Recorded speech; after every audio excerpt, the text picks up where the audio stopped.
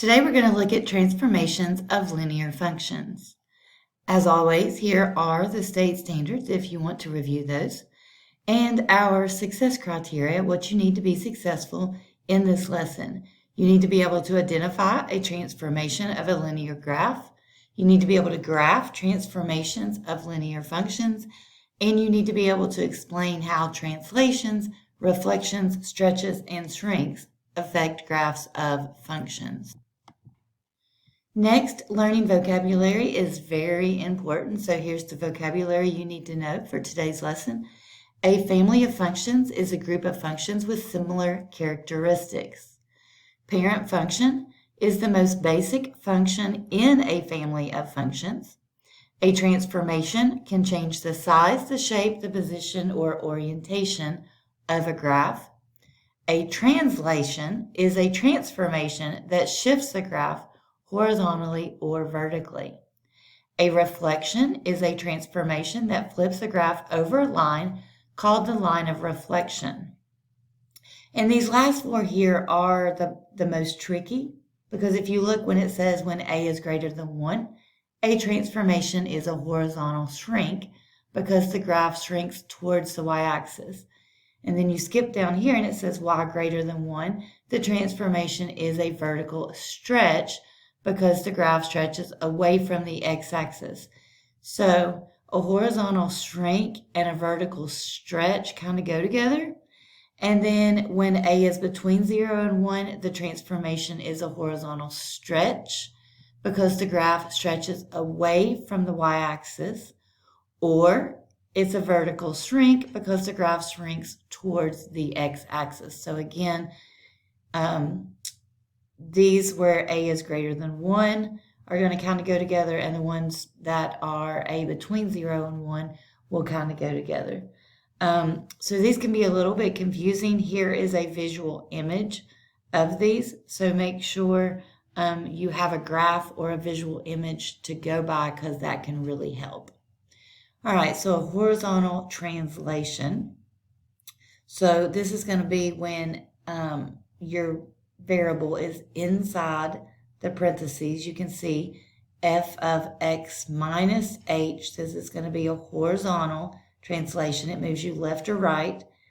And so the black line here is your parent function, your most basic function.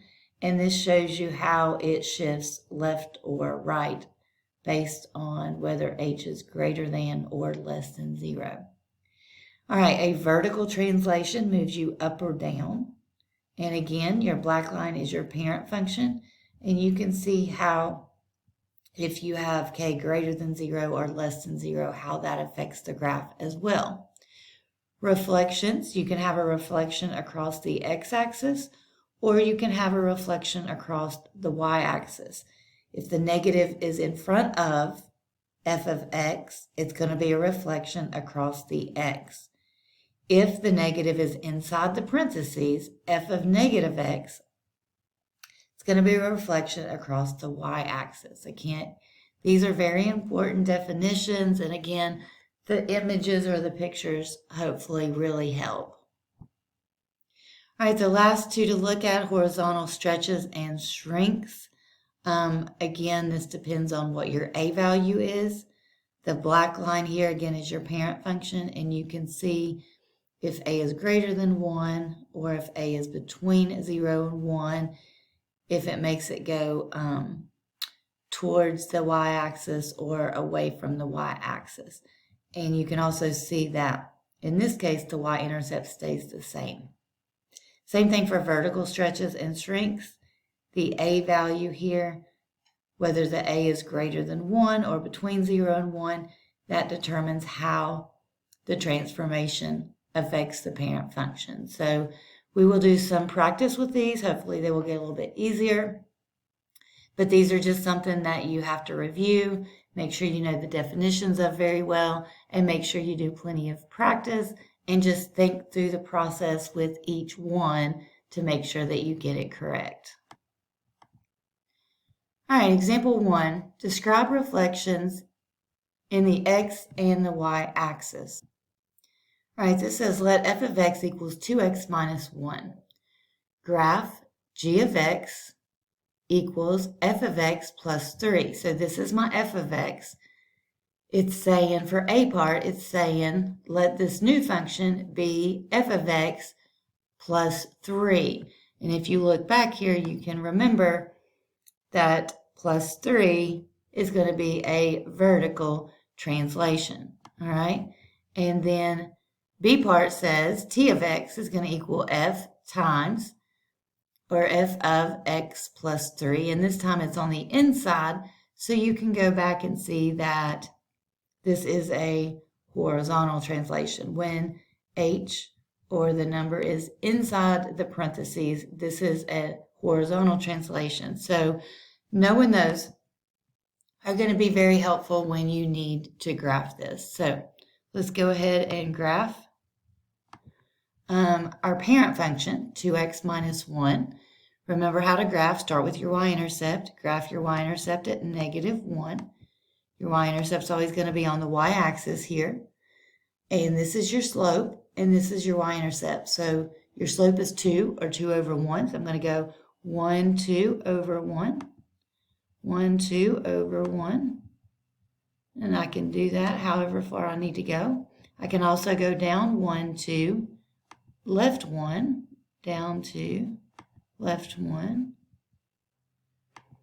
And this would be the line of my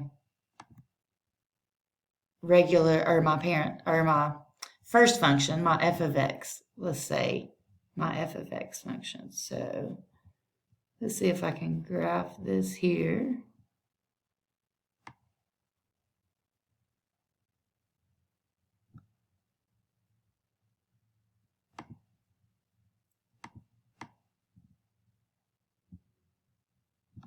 All right, so that's f of x.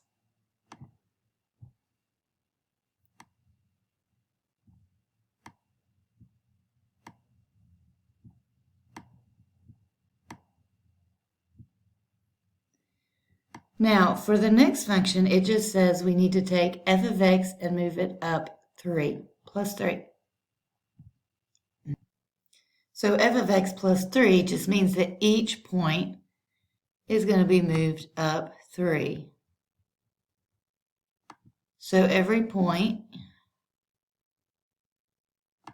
on this line will be shifted up 3 units. All right, so I have changed this to red so it'll make it a little easier to see.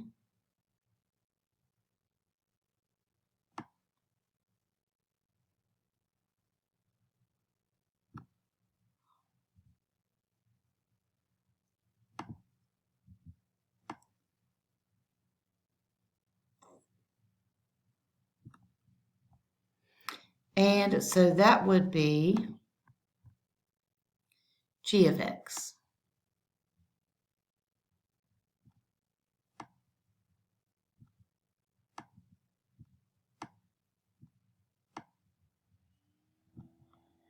All right, so now we have f of x graphed in black.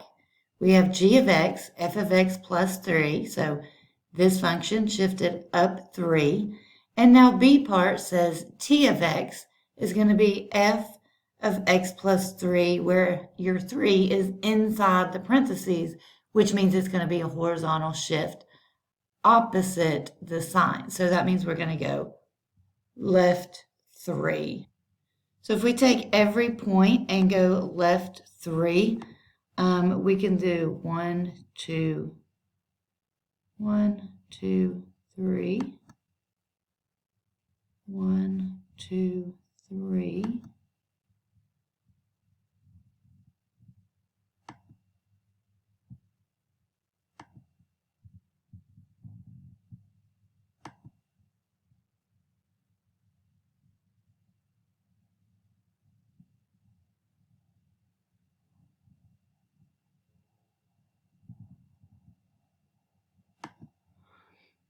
All right, now we can graph this line.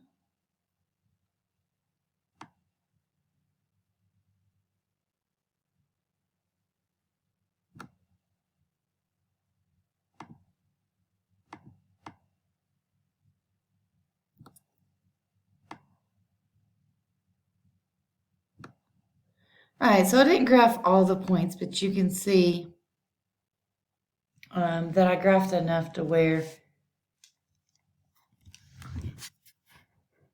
you can see what's going on. So let's say this line is now t of x. All right, so f of x is my original function, and then g of x is f of x shifted up 3, and t of x is shifted left 3. So this one each moved over 3. And then the other line was a vertical movement.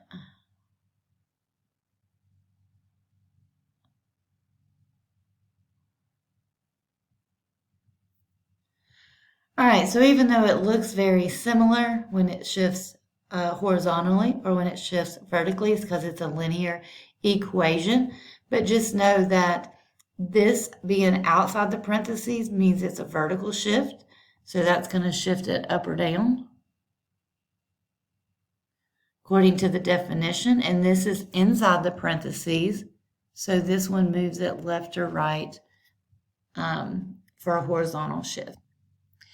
All right, so I've kind of talked about these and explained them. To sum it up, it says describe the transformations of the graph of f to the graphs of g and t. All right, so the function g of x here is of the form f of x plus k, where k is my plus 3. So the graph of g of x is a vertical translation 3 units up from the graph of f.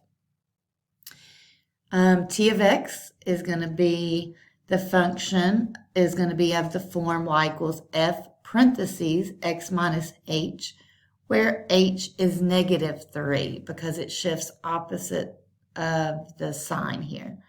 So the graph of t is a horizontal translation 3 units left of the graph of f of x. All right, example 2, describing reflections in the x and y axis. Let f of x equals 1/2 x plus 1. Graph g of x equals negative f of x. Okay, remember if the negative's in front of f of x, that means it's going to reflect over the x-axis. T of x equals f of negative x, so this one's going to reflect across the y-axis. Describe the transformations of the graph of f to the graphs of g and t. So the first thing we need to do is generate a table. Let's choose some x's and find our y values, and then we will graph these. All right, to save a little time, I went ahead and made a table. I chose even numbers because we're multiplying by half, and 4 and 2 are just easier to plug in here for x, because half of 4 is 2, half of 2 is 1, etc. So you're getting nice numbers when you plug those in. All right, so -4, if I plug in -4 here, half of -4 is -2. -2 plus 1 is -1.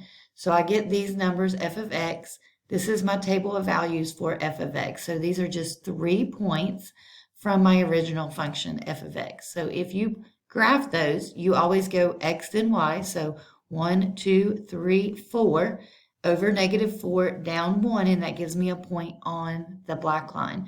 And then go over to -2, 0, and then go to 0 and up 1, and that gives you the f of x, the black line here. If I want to find a reflection, g of x is negative f of x. All I have to do is multiply my y values, or my output values, by -1. So -1 becomes +1. 0 doesn't change, but +1 becomes -1. So now I'm graphing my x and my y for here. So go over to -4, go up 1, -2, 0, and then go 0 down 1. That gives you the reflection there for A part. We will do B part in the next video.